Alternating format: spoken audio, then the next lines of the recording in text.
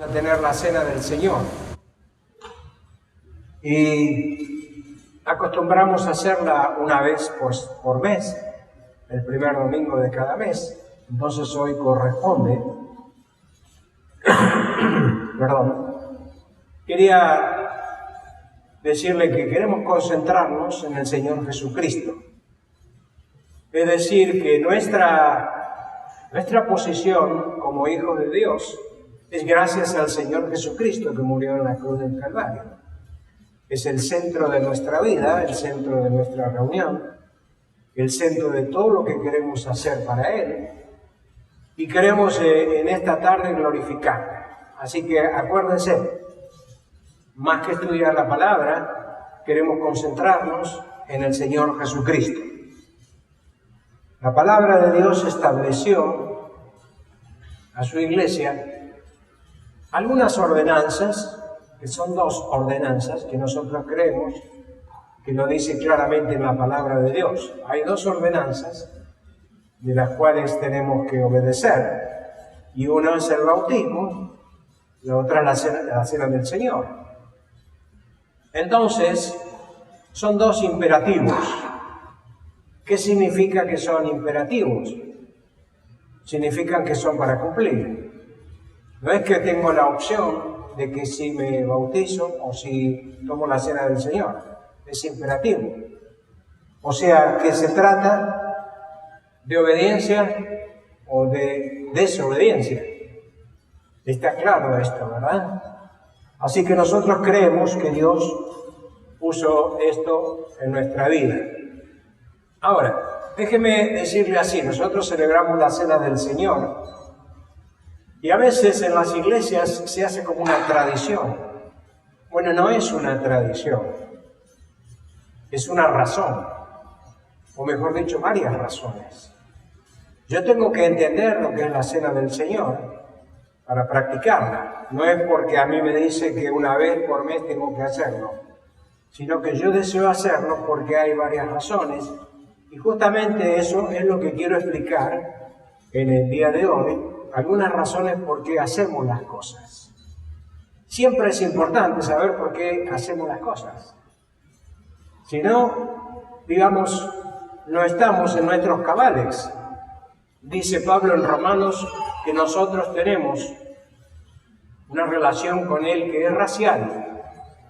Nuestra vida espiritual es racial, o sea, es racional, es racional, es que usamos nuestra cabeza, nuestra mente, para acercarnos al Señor. Entonces, yo quiero invitarles a unos versículos que generalmente leemos en la última parte de la cena, lo vamos a leer ahora al comienzo de la cena. 1 Corintios capítulo 11, verso 23 a 26.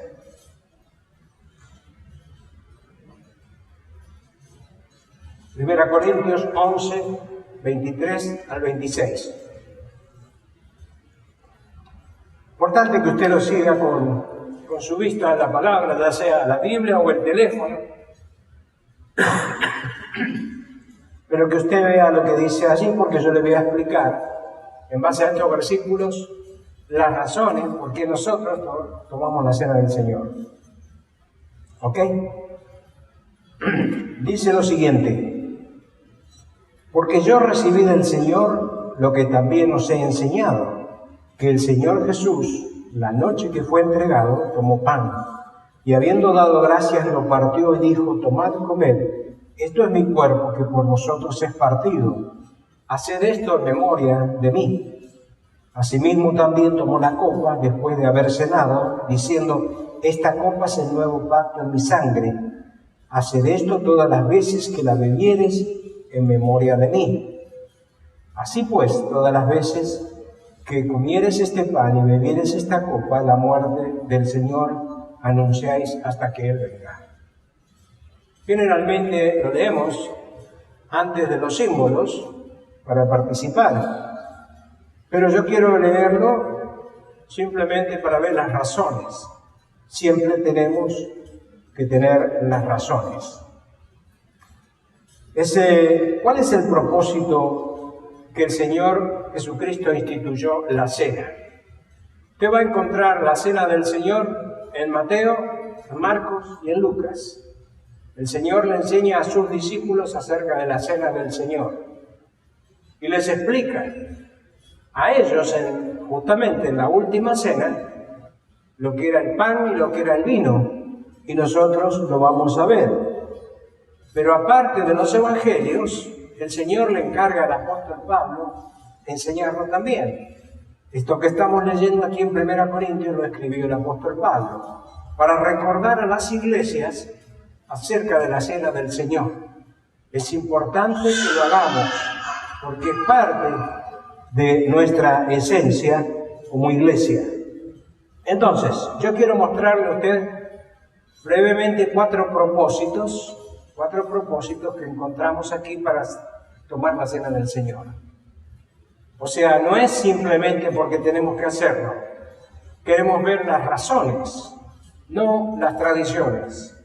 Las razones de por qué debemos hacerlo. Entonces, para los que anotan, les voy a dar 4 puntos para que usted anote sacados de esto que leímos. Número 1. Es una ordenanza para recordar. Es una ordenanza para recordar.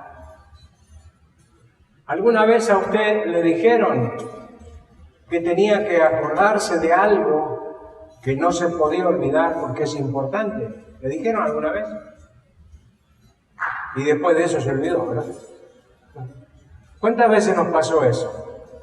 No dejes la llave adentro del auto, porque vas a tener problemas. Siempre que apagas el motor, agarra la llave, métela en el bolsillo, tenla en la mano, pero no la dejes adentro. Así que creo que cada uno tenemos nuestra experiencia. A veces nos dicen algo importante y nos olvidamos. Imagínense, el Señor dice, recuerden esto que les estoy explicando porque es muy importante. Y Jesús y sus discípulos se reunieron a comer la Pascua. Esto es lo que está diciendo aquí 1 Corintios. Dice que se reunieron ellos a comer la Pascua. Y usted sabe que los judíos una vez al año se reunían para comer la Pascua porque para ellos era muy importante. Es en el día de hoy muy importante, todavía lo hacen. Ellos le llaman el Pesaj a la Pascua. Religiosamente, una vez al año se reúnen para comerlo juntos como familia. Este es el día de su independencia. Todos nosotros en nuestros países tenemos un día de independencia, ¿verdad? Ok, aquí también tenemos un día de independencia. Para los judíos, la Pascua es el día de la independencia. Es cuando ellos salieron en libertad de Egipto. Después de 400 años de esclavitud, el Señor hizo que Moisés se levantara como líder para sacar a su pueblo de Egipto. Y nosotros conocemos toda la historia. Usted lee Éxodo y le va a explicar todo lo que pasó en el desierto y cómo ellos salieron con el brazo poderoso de Dios, cómo el Señor hizo proezas ante Faraón y vieron que el Señor les amaba. Entonces, ellos recuerdan ese día porque es el día de la libertad para ellos. Hasta el día de hoy, ellos reconocen esa fecha. No solamente les dio la promesa de libertad, sino que les prometió una tierra propia, porque ellos vivían como esclavos, no tenían nada. Dice, yo les voy a dar libertad y les voy a dar una tierra. Ahora, volviendo al relato de 1 Corintios. Este relato nos habla de la noche que el Señor Jesucristo fue entregado. ¿Vio que dice allí? La noche que fue entregado. Y esta era una noche muy importante. Es la última Pascua del Señor Jesucristo. Siempre decimos la última cena del Señor. Bueno, es casi lo mismo. Es la última Pascua para los judíos. Y es la última Pascua para el Señor. Y es la última cena para el Señor. Pero para nosotros se transforma en la cena del Señor. Es decir, que nosotros no guardamos la Pascua porque no somos judíos, pero sí guardamos la cena del Señor porque somos iglesia. Entonces tenemos que entender eso, que esa última Pascua hubo una transformación muy importante que yo se la voy a explicar seguidamente. Entonces, si usted se fija, qué especial que era esta Pascua, lo dice el versículo 22 y 23. 22 y 23. Porque yo recibí del Señor lo que también os he enseñado, que el Señor Jesús, la noche que fue entregado, tomó pan, y escuche lo que dice el 24. Y habiendo dado gracias, lo partió y dijo: tomad, comed, este es mi cuerpo que por vosotros es partido. Haced esto en memoria de mí. Fíjese usted qué especial, que los judíos nunca habían escuchado eso. Este es mi cuerpo, toma el pan, lo parte y dice: este es mi cuerpo, que por ustedes es partido, y mi sangre, que es entregada. Eso nunca existió en la Pascua. Así que eso llamaba la atención y posiblemente los discípulos no entendían lo que estaba diciendo. Si alguien nos dice algo que no sucedió todavía, nosotros no vamos a entender. Pero el Señor estaba hablando de algo que iba a suceder. Dice que el pan partido es el cuerpo entregado por nosotros. El pan partido es el cuerpo del Señor Jesucristo. Y esto era algo diferente. Y agrega, además, haced esto en memoria de mí. Ellos ven el pan partido, se lo reparten entre ellos. El Señor está diciendo que ese es su cuerpo. ¿Cómo que es su cuerpo? Y agrega, además, haced esto en memoria de mí. Nosotros hoy podemos ver esta situación y podemos entender. Los discípulos no podían entender esto. Pero aquí está la cena del Señor. Así que miramos hacia atrás y podemos ver verdades que hoy las podemos entender. ¿Qué debemos recordar en la cena del Señor nosotros? ¿Qué debemos recordar? La cena del Señor, usted y yo, hoy, ¿qué tenemos que recordar? Bueno, recordamos su entrega, la entrega del Señor Jesucristo. Recordamos sus padecimientos, recordamos su humillación, recordamos el sacrificio que Él hizo por nosotros. Mi hermano, una cosa es leer, otra cosa es recordar. Una cosa es pensar en algo, otra cosa es sentir en algo. Debemos recordar en la cena del Señor al Señor Jesucristo y sus padecimientos. Y muchas veces nos olvidamos y venimos a la iglesia y no pensamos en eso. Pero yo quiero que hoy piensen en eso. Lo que el Señor Jesucristo pagó por nosotros. Porque esa es la cena del Señor. Dice, haced memoria de mí. ¿Cómo vamos a hacer memoria? Recordando aquel momento que el Señor Jesucristo murió por nosotros. Debemos recordar su humillación. Y yo quiero llevarle solamente a una escritura más, aparte de esta, solo vamos a leer Mateo 27, por favor. Ponga su mano en 1 Corintios y busque Mateo 27. Y yo quiero que usted vea unos versículos tan importantes para este momento. Mateo 27, versículo 27 hasta el 31.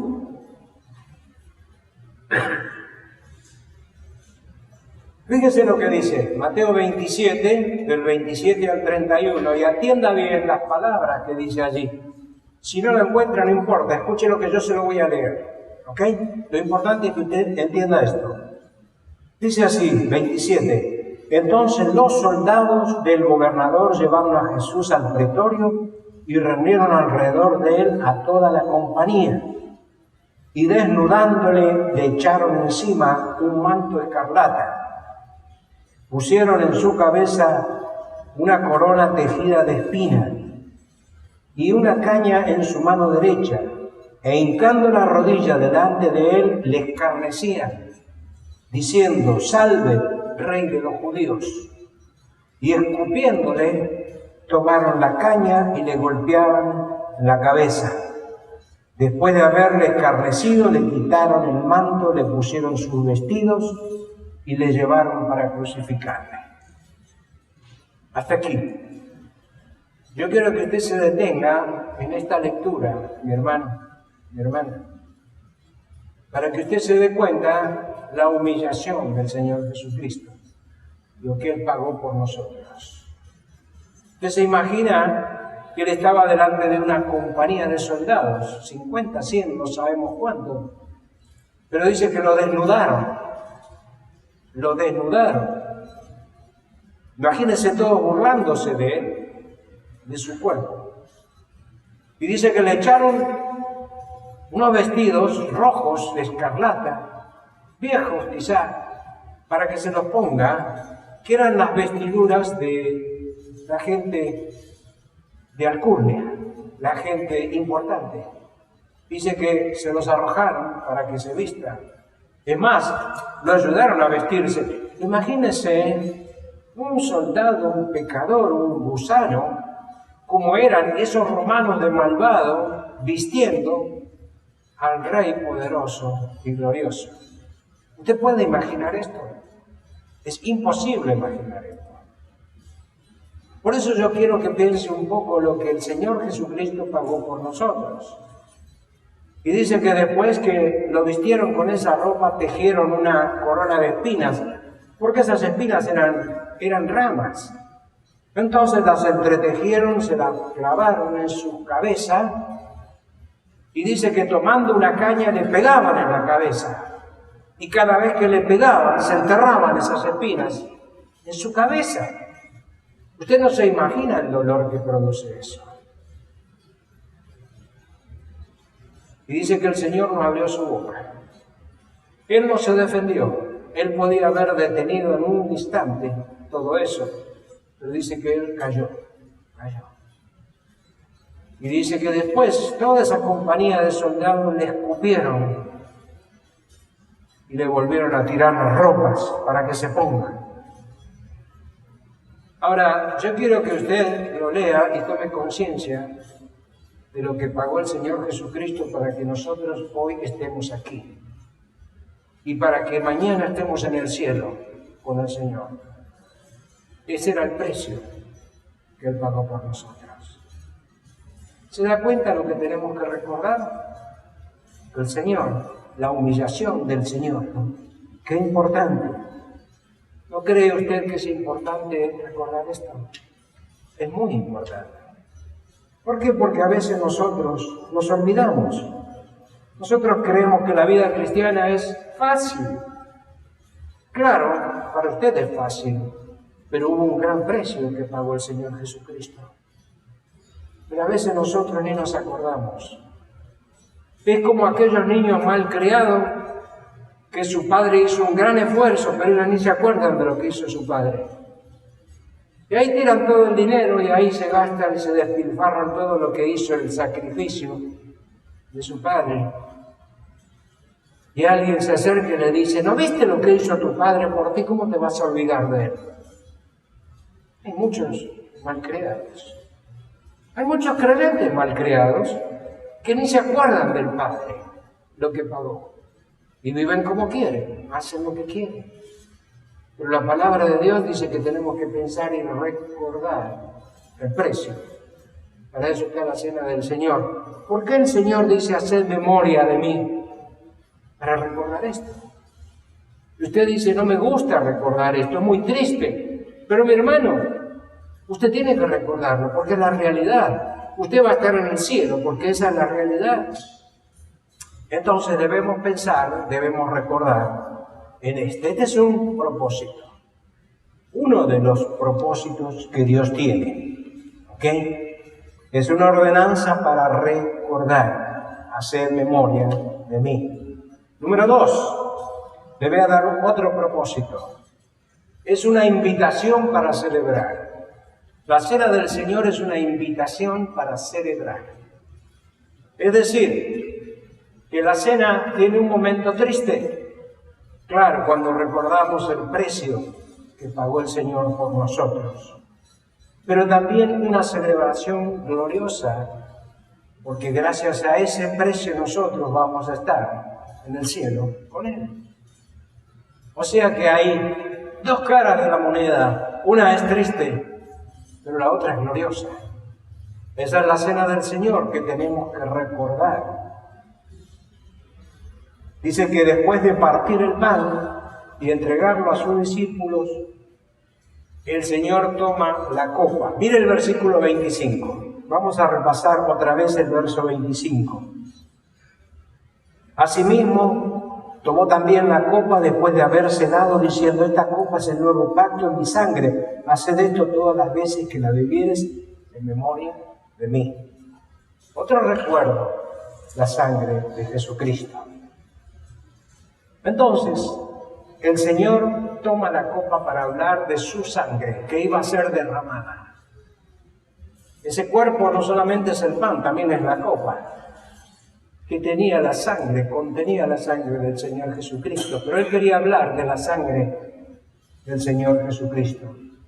Usted sabe que los judíos entendían perfectamente acerca de la sangre. Ellos sabían de la tradición del primer pacto. El primer pacto también fue de sangre. Usted se va a dar cuenta que hay una citación en Éxodo 24:8 que habla del primer pacto. Éxodo 24:8 habla del primer pacto que el Señor tuvo con el pueblo de Israel. Y dice que fue degollado un cordero, que fue al holocausto el cordero, y era el pacto que se hacía, que Dios hacía con el pueblo, era un pacto de sangre, el pacto de Dios con Israel. Allí fue cuando Dios le dio los 10 mandamientos a Israel. Ese fue el primer pacto de Dios con el pueblo. Dice que los sacerdotes sacrificaron un cordero y que luego Moisés dice que roció al pueblo con la sangre del cordero. Increíble, dice, este es el pacto, y roció al pueblo con la sangre del cordero. Es el antiguo pacto. Así que los judíos sabían de qué estaba hablando el Señor. Pero Dios hace un nuevo pacto, ya no con un cordero, sino con la sangre de Jesucristo. Ese es el nuevo pacto. Es donde nosotros estamos. Nosotros no estamos en el antiguo pacto, estamos en el nuevo pacto, que el Señor lo hizo a través de Jesucristo, la sangre de Jesucristo. Y los discípulos quizá no entendían, pero dice, está en mi copa, y le explica, en mi sangre que por ustedes es entregada. Y les está hablando a los discípulos, a la iglesia, a los creyentes. Así que estos sacerdotes que sacrificaban antiguamente el cordero, dice que esa sangre cubría al pueblo de sus pecados. Imagínense que en ese tiempo también había pecado, igual que lo hay ahora. Pero la sangre de los corderos cubría el pecado. Es como que los tapaba. No es que los quitaba, los tapaba. Muchas veces nosotros tapamos algo para que no se vea. Pero Dios estaba planeando un sacrificio mucho mejor que un cordero. Era el sacrificio de su Hijo Jesucristo. Así que, mi hermano, recuerden, la sangre de Jesucristo nos limpia a nosotros de los pecados. No solamente los cubre, sino los quita. Y por eso estamos recordando la cena del Señor. Dios tenía un sacrificio superior para todos nosotros, que era un nuevo pacto.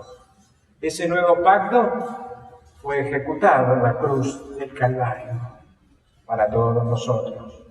Cristo es el Cordero de Dios que pagó nuestras culpas. Él pagó sus culpas y pagó las mías.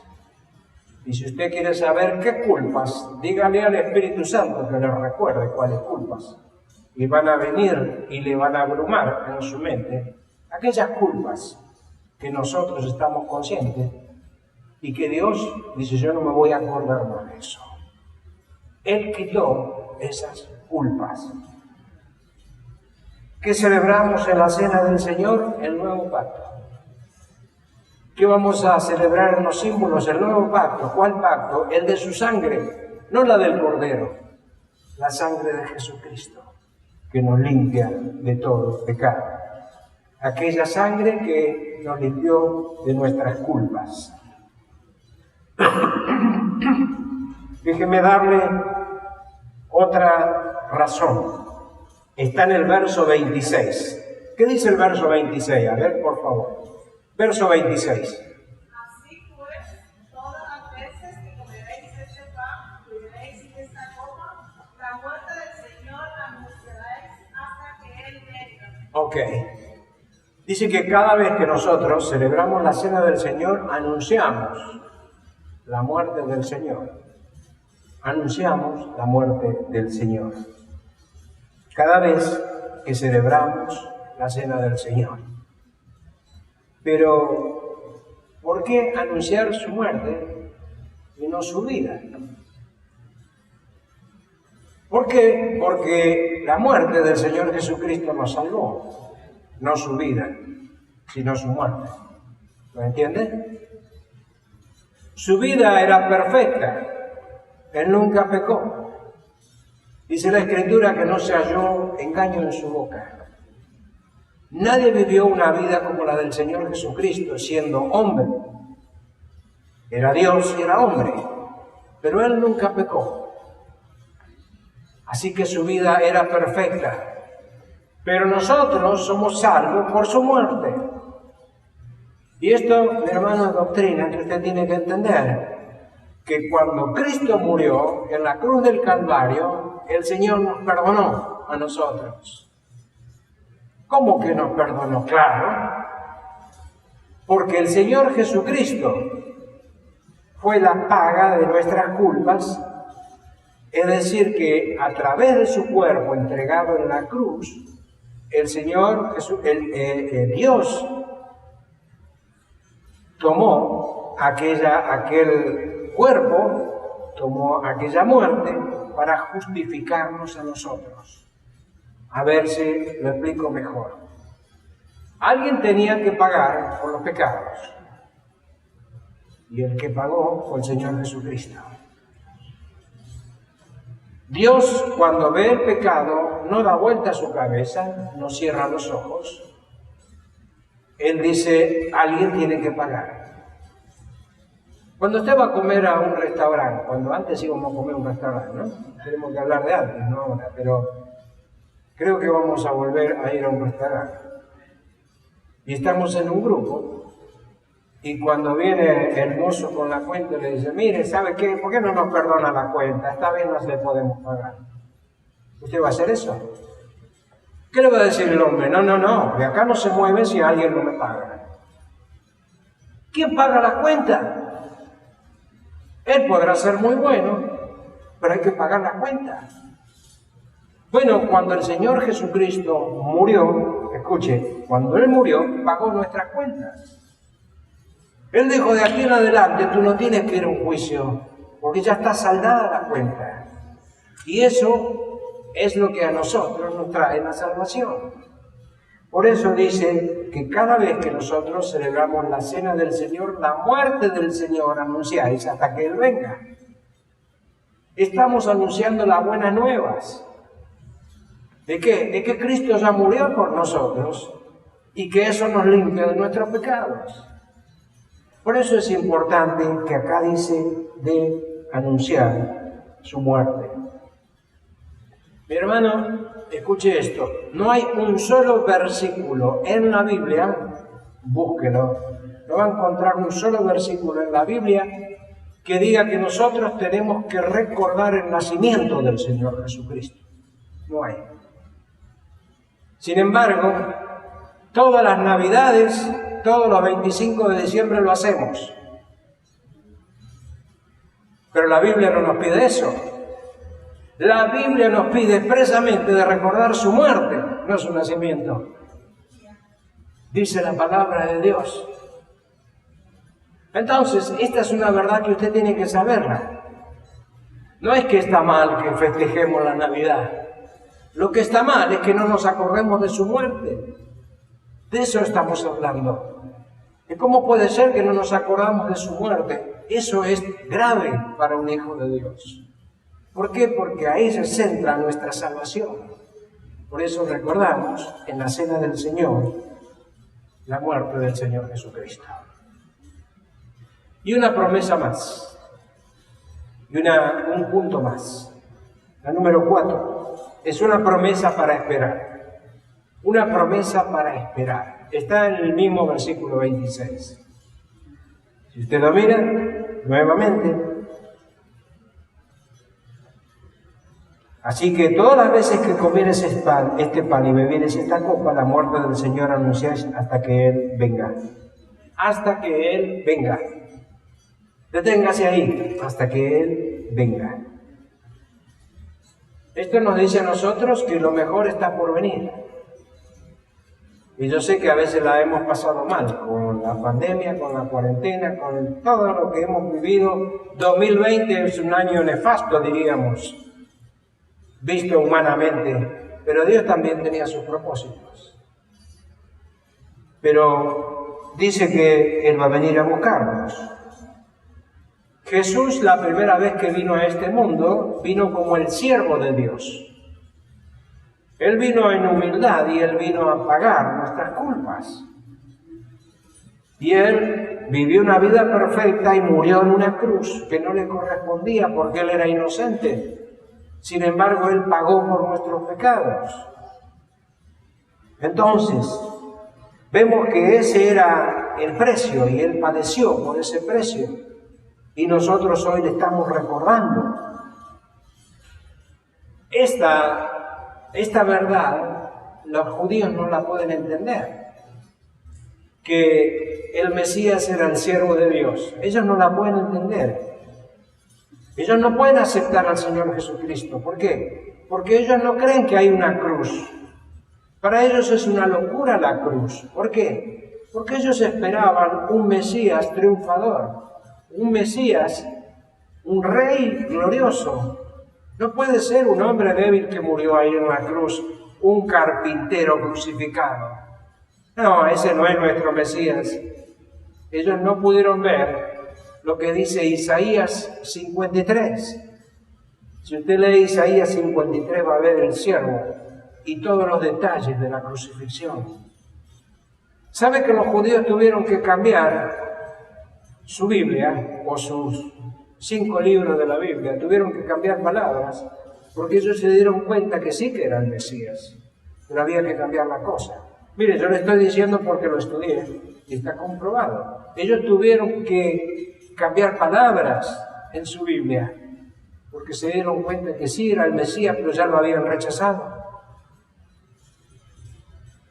Qué increíble que el Señor Jesucristo vino por ellos, especialmente el Mesías de ese pueblo. Sin embargo, ellos lo rechazaron. ¿Por qué? Porque querían un Mesías que los iba a libertar del Imperio Romano. Ellos querían un Mesías político.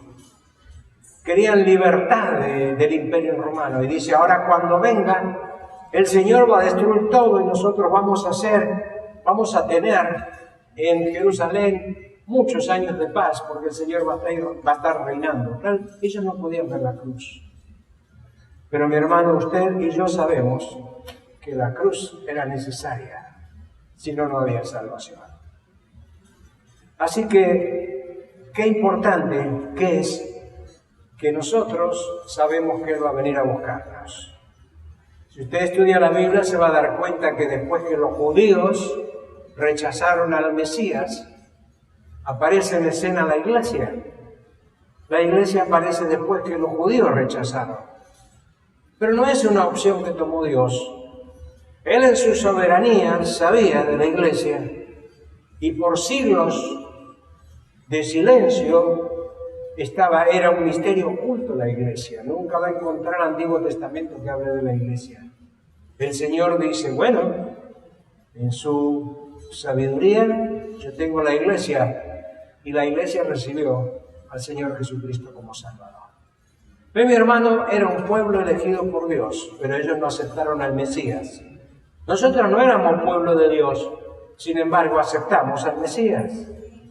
Esa es la salvación de la gracia de Dios. Nosotros no merecíamos la salvación. No era para nosotros, era para los judíos. Pero el Señor sabía que había corazones que iban a recibir el mensaje de salvación. Y hoy estamos aquí y alrededor del mundo hay hijos de Dios gozándose porque son salvos. Entonces, mi hermano, Dios le dio a la iglesia, a nosotros, una promesa, que Él la va a cumplir. Él dice que va a venir a buscarnos. Él va a venir a buscarnos. Uno de estos días, Él viene. Si usted tiene el Espíritu Santo, usted debe estar maquinando y debe estar pensando que Él está cerca. Así como cuando nosotros sentimos que alguien está cerca. El Señor viene a buscarnos y está pronto. Claro, usted no lo va a entender si está envuelto en las cosas de este mundo, no va a entender, no va a sentir nada. Pero cuando usted está cerca de la palabra, cerca de la oración, cerca del Señor, usted va a sentir que hay algo que está cerca. El Señor viene a buscarnos. Solo le voy a hacer una pregunta. ¿Usted le está esperando? ¿Le está esperando? Ese va a ser un día maravilloso, donde el Señor viene, se lleva a su iglesia, y aquí el mundo va a ser un desastre. Y quizá ya entramos en un periodo así, pero el Señor no nos va a hacer pasar a la iglesia, a los que confiaron en Él, un periodo de tribulación. Nosotros vamos a estar en el cielo cuando aquí en la tierra haya tribulación. Mi hermano, es la promesa de Dios. Es por eso que celebramos la cena del Señor. Es por eso que nos juntamos y partimos los símbolos, el pan, la copa, para acordarnos, para recordar. ¿Se acuerdan los 4 puntos? Para recordar que el pan fue partido, el cuerpo del Señor fue partido, que nos habla de su sangre preciosa y muchas cosas más que hemos hablado. Entonces, mi hermano, vamos a orar y vamos a participar de los símbolos en este momento.